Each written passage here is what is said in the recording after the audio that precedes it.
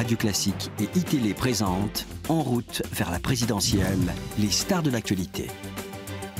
À partir du moment où une centrale n'est plus refroidie, même si elle est à l'arrêt, le réacteur s'échauffe et ça fait de la pression dans la cuve.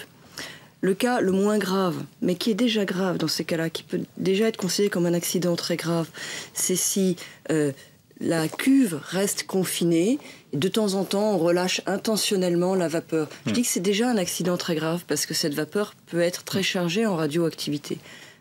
Mais ça reste seulement un accident très grave. Là où ça devient vraiment potentiellement catastrophique, c'est s'il y a un déconfinement de la cuve. J'ai employé le mot, mais j'emploie le mot. Et Bruxelles a dit apocalypse. S'il y a un déconfinement de la cuve, il semble qu'il y ait d'ores et déjà un déconfinement sur le réacteur numéro 2. Et peut-être un début de déconfinement sur le réacteur numéro 3. Il semble aussi que le niveau de l'eau baisse dans certaines piscines de combustible usé. Les combustibles usés sont stockés dans des piscines, notamment celle du réacteur numéro 4. Si le niveau de l'eau baisse, il y a des anciens cœurs dans ces piscines, ils peuvent aussi rentrer en fusion. Et les piscines ne sont pas dans des espaces confinés. Donc ça, c'est de la radioactivité qui est relâchée directement dans l'atmosphère. Autrement dit, jusqu'à hier matin, on pouvait penser qu'on était dans un accident très grave, mais que l'essentiel restait confiné.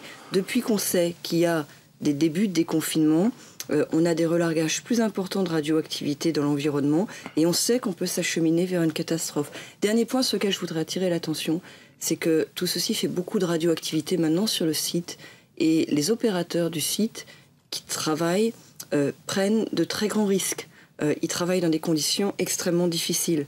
La présidente de l'Institut de radioprotection et de sûreté nucléaire, hier, répondant à une question sur quel est le genre de dose auquel sont exposés ces travailleurs, répondait « il s'agit de doses héroïques », ce qui dit bien ce que ça veut dire.